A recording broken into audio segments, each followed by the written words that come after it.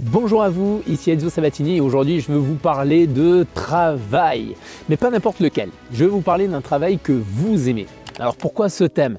Eh bien tout simplement parce que la réalité que beaucoup considèrent en soi comme une simple routine est la suivante. Chaque matin, c'est la même routine. Vous savez, ce réveil qui sonne à 6h30 par exemple, où on se traîne hors du lit, on essaie de sortir de la couette, on prend une douche rapide, on avale un café, à la limite de se brûler. Et rapidement, on est dans la voiture, dans notre véhicule pour partir au travail et on est parti pour cette journée justement de travail. Et à ce moment-là, qu'est-ce qui se passe? Eh bien, avant même d'arriver au travail, on se retrouve face au bouchon. On travaille ensuite le reste de la journée finalement, bien souvent sous les ordres de quelqu'un d'autre et le travail que l'on fait, il ne nous excite pas plus que ça. Et en fait, on finit par s'ennuyer à mourir avec des tâches qui sont répétitives. Donc on se met à quoi? À prendre notre smartphone, on commence à scroller sur internet, sur les réseaux sociaux, en se languissant quoi? Le soir. Et arrivé le soir, on rentre littéralement épuisé, juste pour attendre quoi? Le vendredi soir, le week-end. Et faire ça pendant 40 ans, oh, mais c'est un pur cauchemar les amis, c'est un pur cauchemar, je vous le dis. Alors cette routine, c'est en quelque sorte la prison, je dirais, dorée de la sécurité. Parce que finalement, beaucoup d'entre nous, ils sont enfermés. Car en restant dans cette prison dorée, on subit notre vie au lieu de la vivre. Pourtant, à côté de cela, il y a d'autres personnes qui arrivent à briser par contre les chaînes de cette prison. Comment font-ils? Eh bien c'est simple, ils ont décidé de vivre une vie qu'ils choisissent et pas une vie imposée par les circonstances. Ils sont en quelque sorte proactifs en fonction de leur objectif, c'est-à-dire de ce qu'ils veulent vraiment. Ils ne sont pas passifs en train d'attendre que quelqu'un ou que quelque chose vienne les sauver de cette routine infernale, notamment dans un travail en fait où ils trouvent juste l'arrangement d'avoir à la fin du mois un salaire pour pouvoir juste manger. Alors la clé que je vais vous donner maintenant est la suivante. Je vais vous la donner dans quelques instants. Je vous la donne maintenant. C'est suivre sa passion pour faire un travail que l'on aime, ni plus ni moins les amis. Alors ça peut sembler peut-être utopique ce que je suis en train de vous dire, mais vous allez voir, on va aller jusqu'au bout de la vidéo ensemble. Vous savez, je n'ai pas envie dans cette vidéo de... Non, j'ai pas envie aujourd'hui de vous citer en fait d'exemples de grandes personnalités que vous avez peut-être même déjà entendu 1001 fois. Ce que j'ai envie, c'est plutôt de vous partager un peu de mon histoire, en toute authenticité. Vous savez, dans mon parcours personnel et professionnel, j'ai toujours cherché à vivre en quelque sorte mes journées à 200%. Et même durant les journées difficiles, contrairement à ce que l'on peut imaginer, oui, tout n'est pas rose, même quand on vit la vie finalement qu'on a choisie, eh bien, je sais que je suis là en tout cas, même quand c'est difficile, je sais que je suis là où je veux être et j'ai toujours su pourquoi j'y étais. Et après plus de 25 années d'expérience, que ce soit professionnelle bien sûr et personnelle, j'ai un peu plus de 25 ans hors taxe, mais sur le plan professionnel, c'est 25 ans. Combien de personnes j'ai pu voir, que j'ai rencontrées, qui étaient coincées dans leur routine professionnelle? Et souvent, je leur posais cette question parce qu'ils n'arrêtaient pas de se plaindre. Mais qu'est-ce qui te passionne vraiment? Les réponses qu'ils me donnaient, c'était souvent en plus des excuses pour ne pas bouger, des excuses ou des croyances limitantes, mais certainement pas un manque de capacité à sortir de leur zone de confort. Vous savez, ces personnes, d'ailleurs faites le test autour de vous, mais ces personnes en tout cas qui vont trouver des excuses en soi un potentiel énorme, énorme. Mais ce potentiel est gâché par une piètre routine quotidienne confortable les amis, mais une routine qui est subie. Car si l'on regarde bien, faire un travail que l'on n'aime pas, eh bien c'est vivre quoi? C'est vivre pleinement 2 jours par semaine, le samedi, le dimanche. On n'est pas dans un jeu vidéo les amis, où le héros a plusieurs vies. On n'a qu'une vie. Elle est courte et on n'en a qu'une. Donc, quand la vie, par exemple, je vais citer une portion également de ma vie. À un moment, la vie a été un petit peu difficile avec moi. On m'a lancé un nouveau défi, notamment avant de fonder nos statu quo. J'étais, sachez-le, consultant pour l'un des plus grands groupes immobiliers. J'ai rencontré des problèmes de santé qui m'ont impacté physiquement puisque j'ai dû être opéré notamment de la colonne vertébrale. Et ce qui s'est passé, c'est que mon travail de consultant dédié donc à l'accompagnement notamment de chefs d'entreprise, de managers et de commerciaux, eh bien ce travail-là, j'ai dû y mettre fin. On a dû y mettre fin avec mon ancien employeur. Et ce qui s'est passé justement, c'est que je ne pouvais plus accomplir mon travail que j'aimais tant pourtant. Et je ne pouvais plus l'accomplir tout simplement face aux exigences de mobilité liées à mon poste. Et je me suis donc tout d'abord remis en question. J'ai considérablement travaillé sur moi-même. Car pour que les changements s'opère, pour que les choses changent, le travail doit venir d'abord de nous-mêmes et non pas du monde autour. Nous sommes responsables de nos vies. Donc j'ai décidé, une fois de plus, de repartir de zéro, avec les connaissances que j'ai pu acquérir tout au long de ma vie, bien sûr, mais toujours, bien sûr, je suis reparti à zéro, mais toujours dans le fait de pouvoir contribuer, d'apporter de ma contribution et orienter justement vers les autres. Je me suis lancé donc dans le domaine du digital, car c'est ainsi que finalement ma passion, ma mission de vie pouvait s'exprimer. Alors je n'ai pas choisi bien sûr la facilité, c'est pourquoi j'ai plongé encore plus loin dans l'apprentissage. Je me suis formé plus de 90 heures par semaine. C'était semaine après semaine, mois après mois et année après année. J'ai appliqué les principes clés également de tout ce que j'apprenais. Rien que sur le plan de la santé, pour vous donner un exemple, j'ai considérablement augmenté mon énergie à la fois physique mais aussi mentale. Pour vous donner un exemple, j'étais à l'époque, lorsque j'étais encore consultant, je pesais 105 kg et je suis passé à 85 kg. J'ai perdu 20 kg en seulement 6 mois. Est-ce que j'ai fait un régime draconien ? Non, pas du tout, pas du tout. J'ai juste appliqué de bonnes habitudes et une autodiscipline totale. Et ça, les amis, ce n'est que la partie haute de l'iceberg, de ma transformation. J'ai littéralement changé ma vie dans tous les domaines de ma vie, que ce soit santé, couple, famille, travail, argent, relations, apprentissage, contribution, tous les domaines de ma vie ont littéralement changé. J'ai fondé No Statu Quo en partant de zéro dans le digital et le leadership. Et je travaille, sachez-le, aujourd'hui, je travaille maintenant plus de 80 heures par semaine. Pourquoi? C'est ma passion et c'est en même temps ma mission. Ma mission, quelle est-elle? C'est grandir en aidant les autres à grandir.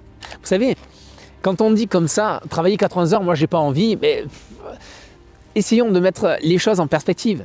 Faire un travail de 35 heures qui ne vous plaît pas, c'est incroyablement long, vous êtes d'accord? Quand vous êtes lundi, que vous languissez le vendredi, ça paraît une éternité en soi. Et c'est surtout, sachez-le, près de 70% de votre temps de vie qui est perdu.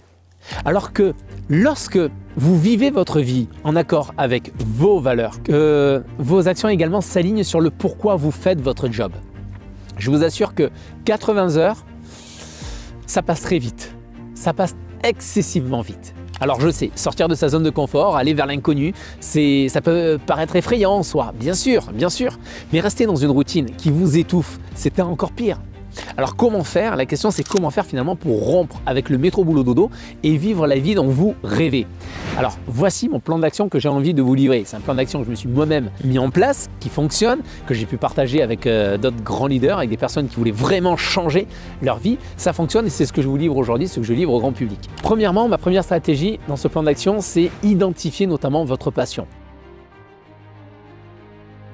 Et pour ce faire, je vous invite à vous poser une première question, une question cruciale, c'est qu'est-ce que vous aimez vraiment faire? Qu'est-ce que vous aimez vraiment faire? Réfléchissez à ce qui vous fait vibrer, à ce qui vous rend heureux. Peut-être que c'est un plaisir, un hobby en quelque sorte, un sujet qui vous fascine ou un rêve d'enfance. En tout cas, notez tout ce qui vous vient à l'esprit sans filtre. Notez tout sur un carnet, sur une feuille. Ensuite, deuxième point sur ce plan d'action que je vous recommande, c'est transformer votre passion en compétence. Une fois par exemple que vous avez identifié votre passion, à ce moment-là, il est temps de développer vos compétences dans ce domaine. Donc ce que je vous invite à faire, c'est lisez des livres, suivez des cours en ligne, formez-vous bien sûr, formez-vous, assistez à des ateliers avec des groupes spécialisés dans le domaine qui vous intéresse. En tout cas, investissez du temps et des efforts pour acquérir des compétences et des connaissances bien sûr dans le domaine que vous privilégiez. Et en parallèle, bien sûr, du développement de vos compétences, ce que je vous recommande, c'est fortement d'ailleurs, c'est de développer votre mental, votre énergie. Investissez en vous. Je vous rappelle que votre réussite, c'est 80% de psychologie, de mental et 20% de stratégie. Pourquoi je vous dis cela? Parce que quand on cherche à changer de cap, que l'on fasse par exemple que ce soit une réorientation professionnelle, tout en restant soit dans le salariat ou que l'on souhaite entreprendre, il y a des moments où très sincèrement vous avez envie de tout lâcher, vous n'en pouvez plus, vous êtes à saturation et vous allez être découragé à certains moments parce qu'on n'est pas dans le monde de oui, c'est pas parce que vous voulez vivre votre vie et que vous allez vous orienter vers quelque chose que vous aimez que ça va être tout beau tout rose. Mais entre rencontrer des difficultés et ne vivre qu'à 30% de sa vie ou vivre à 100% sa vie en fonction de ce que vous voulez, de choisir vous-même vos propres difficultés, je vous assure que c'est beaucoup plus valorisant. Donc le fait de renforcer votre mental va vous permettre de passer le cap et de toujours mettre en pratique justement les fameuses stratégies que vous aurez acquises. Donc 80%, on a 80% ici là de mental, d'accord, que vous renforcez, 80% de psychologie et ensuite il y a là, on a les 20% de stratégie. Troisième point également que vous pouvez mettre en œuvre, c'est bien sûr tester et pratiquer. Tester et pratiquer. Qu'est-ce que je veux dire par là? Bien, vous savez, la théorie, c'est bien, mais la pratique, c'est encore mieux. Vous avez appris de nouvelles choses? Parfait, mettez-les en application. Les connaissances, sans le passage à l'action, eh bien, ça ne sert à rien. Donc, commencez par de petits projets, par des activités notamment liées à votre passion. Cela pourrait être, par exemple, ça pourrait être un blog, un petit service que vous pouvez proposer ou même, par exemple, écrire un plan stratégique pour atteindre votre objectif. D'ailleurs, on va y revenir sur ce point-là. Quatrième point que je veux vous livrer aujourd'hui, c'est bien sûr aussi, c'est concilier travail actuel et passion. Comment cela? Eh bien, si vous avez par exemple un emploi à temps plein et que vous désirez créer votre entreprise, d'accord? Surtout, ne quittez pas votre travail tout de suite. Ne quittez pas votre travail tout de suite. Mais commencez par exemple par consacrer vos soirées ou vos week-ends à votre passion. Cela vous permettra de tester l'eau avant de plonger. Alors oui, c'est du temps à consacrer, mais la récompense est grande. Est-ce qu'il ne vaut pas mieux justement pendant quelques mois, 1 an, 2 ans, 3 ans, 5 ans, travailler d'arrache-pied pour après récolter des fruits que dans toute une vie vous ne les aurez pas eus? C'est vous qui avez la réponse. Cinquième point, maintenant, j'ai commencé un petit peu à en aborder tout à l'heure, c'est établissez un plan d'affaires. Établissez un plan d'affaires. Si votre passion, par exemple, peut se transformer en entreprise, d'accord? Faites un plan, étudiez le marché, définissez votre public cible, planifiez votre stratégie financière et au-delà du plan d'affaires, eh bien, écrivez pour ce projet pourquoi vous voulez vraiment, je dis bien vraiment et j'insiste sur ce mot-là, vraiment l'accomplir. Cela vous donnera en quelque sorte une feuille de route, un cap à suivre, un cap clair pour pouvoir avancer et notamment le pourquoi. Et avec le pourquoi justement, cela vous permettra de garder la tête hors de l'eau pendant les périodes de défis et d'obstacles. Sixième point, prenez des risques calculés. Vous savez, l'entrepreneuriat, c'est prendre des risques, mais ces risques doivent être calculés. N'investissez pas par exemple toutes vos économies tout de suite. Commencez petit, testez, apprenez de vos erreurs parce que vous allez en faire et développez-vous progressivement. Vous savez, cela nous amène justement à cette septième stratégie, septième point du plan d'action, c'est rester un éternel apprenant. Le monde change constamment, tout comme les domaines d'intérêt que l'on peut avoir, les marchés dans lesquels on aimerait se positionner. Donc, ce que je vous invite à faire, c'est de rester informé, continuer à apprendre, à vous adapter, investissez en vous. Vous êtes votre priorité, votre croissance personnelle et professionnelle en dépend, les amis. Je vous le dis véritablement. En suivant ces étapes que je viens là de vous livrer, vous serez sur la voie pour pouvoir transformer votre passion en un travail absolument épanouissant. Cela ne sera pas facile. Non, ça ne sera pas facile tous les jours, bien sûr. Mais chaque effort vous rapprochera de la vie que vous désirez. Et croyez-moi, quand vous ferez un travail que vous aimez, vos lundis matins auront une saveur totalement différente. Je finirai naturellement par cette citation de Malcolm Forbes, qui n'est autre que le fondateur du célèbre magazine Forbes. Malcolm Forbes disait « Trop de gens surestiment ce qu'ils ne sont pas et sous-estiment ce qu'ils sont ». Alors vivez votre vie, vous n'en avez qu'une, devenez l'architecte de votre réussite et ce, un pas à la fois. Je vous dis à bientôt, bye bye les amis.